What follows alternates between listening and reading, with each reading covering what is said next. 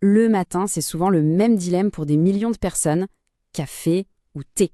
C'est bien plus qu'une simple boisson chaude, c'est un véritable rituel, un coup de pouce pour démarrer la journée. Alors, on a décidé de les mettre face à face dans un vrai duel pour le titre de la boisson ultime du matin. Cette question, elle a l'air toute simple, n'est-ce pas? Eh bien, détrompez-vous. Derrière ce choix de tous les jours se cache une vraie complexité. C'est ce qu'on va explorer ensemble. Aujourd'hui, on va décortiquer ces deux géants pour voir ce qu'ils nous apportent vraiment pour notre santé et notre énergie. Pour y voir plus clair, voilà notre programme. On va organiser un petit match en 5 rondes. On commencera par l'énergie, puis on regardera ce qu'il y a dedans, côté santé, ensuite les effets sur le corps, une petite variable cachée qui a son importance, et bien sûr, à la fin, le grand verdict. Allez, c'est parti pour le premier round, le fameux coup de fouet énergétique. Comment est-ce que chaque boisson influence notre vigilance et notre dynamisme? Alors là, l'image est parfaite pour comprendre. Le café, c'est clairement le sprinter. Ça démarre au quart de tour, un boost d'énergie immédiat, super puissant. Le revers de la médaille, c'est que ça peut parfois rendre un peu nerveux. Et le thé, lui, c'est le marathonien. L'énergie monte plus doucement, elle est plus stable et elle dure plus longtemps. On parle d'une vigilance calme, sans le gros coup de barre qui peut suivre. Bon, si on regarde les chiffres, c'est sans appel. Une tasse de café, c'est 96 mg de caféine. Le thé noir, c'est à peine 47, c'est moins de la moitié. Mais attention, petit fait surprenant, à poids égal, la feuille de thé brut contient en fait plus de caféine que le grain de café. C'est fou, non? Tout se joue au moment de l'infusion, qui en libère beaucoup moins dans le thé. Et voilà qui explique en grande partie l'effet départ de fusée du café. Mais le thé, il a une botte secrète, un truc que le café n'a pas, la L-théanine. C'est un acide aminé assez unique qui travaille en duo avec la caféine. Il favorise la relaxation et la concentration, mais sans provoquer de somnolence. C'est ce combo qui est à l'origine de cette fameuse sensation de vigilance calme, si caractéristique du thé. Ok, passons au deuxième round. On va parler des composants santé.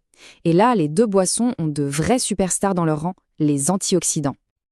Alors, les antioxydants, c'est quoi ce truc? Pour faire simple, imaginez-les comme des gardes du corps pour nos cellules. Ils les protègent contre des agresseurs, les radicaux libres, qui sont impliqués dans le vieillissement et dans pas mal de maladies chroniques. Autant dire qu'ils sont plutôt importants. Et chaque boisson a son champion attitré. Du côté du café, on a l'acide chlorogénique, un polyphénol super puissant, réputé pour ses propriétés anti-inflammatoires. Et du côté du thé, surtout le thé vert, la star c'est l'EGCG, une catéchine très étudiée pour sa capacité à prévenir les dommages sur nos cellules. Troisième ronde, maintenant qu'on sait ce qu'il y a dedans, voyons ce que ça donne concrètement sur notre corps à long terme, en termes de prévention des maladies et de métabolisme. Alors concrètement, ça donne quoi? Pour le risque de diabète de type 2, le café semble marquer un point, les preuves sont assez solides. Côté prévention du cancer, les deux sont très prometteurs. Pour la santé du cœur, match serré, mais le thé prend un léger avantage en aidant à baisser le mauvais cholestérol et la pression artérielle. Et enfin, pour l'effet anti-inflammatoire, les deux sont bons, avec une mention spéciale pour le thé vert. Et justement, sur cet effet anti-inflammatoire, le thé vert est vraiment impressionnant. Tenez, une étude coréenne a montré par exemple que les hommes qui en buvaient davantage avaient des niveaux bien plus bas de protéines C-réactives. C'est un marqueur sanguin très important de l'inflammation générale dans le corps. C'est donc du concret. Mais attention, il y a un élément qui peut tout changer, une variable cachée. Parce que l'important, ce n'est pas juste ce que l'on boit, mais aussi et surtout comment on le boit. Oui, il faut être honnête, le café n'est pas parfait, surtout quand on en abuse un peu. Il peut déclencher de l'anxiété, de la nervosité, empêcher de dormir s'il est bu trop tard, et chez certaines personnes, irriter l'estomac. Sans oublier bien sûr le risque de dépendance à la caféine. Et pour bien illustrer l'importance du comment, revenons à une étude coréenne de 2018. Les chercheurs ont comparé 3 groupes, ceux qui ne boivent pas de café, ceux qui boivent du café noir et ceux qui consomment du café 3 en 1. Vous savez, ces sticks instantanés très populaires en Asie avec café, sucre et crème déjà mélangés. Et là, la conclusion est assez étonnante. On pourrait logiquement penser que ce café 3 en 1 plein de sucre est mauvais pour la santé. Eh bien, l'étude n'a pas trouvé de lien entre sa consommation et un risque plus élevé de syndrome métabolique dans cette population. Attention, ça ne veut pas dire que c'est une boisson santé, mais ça montre bien que la relation entre ce qu'on ajoute dans notre tasse et notre santé est bien plus complexe qu'on ne l'imagine.